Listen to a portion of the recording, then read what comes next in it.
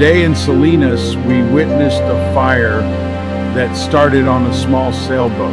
At the beginning of the video, you can see something hit the water with a large splash. We are hoping it was the woman on board, but as of now, she has not been found. Someone did find her small dog inside the dinghy that had drifted away. We are praying she is found safe.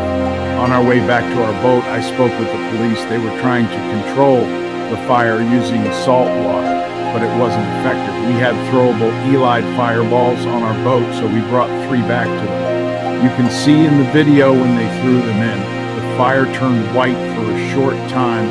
However, I believe they didn't have their full effect because they had been sitting in water, and that's not how they're designed to work. Please everyone, be careful and stay safe out there.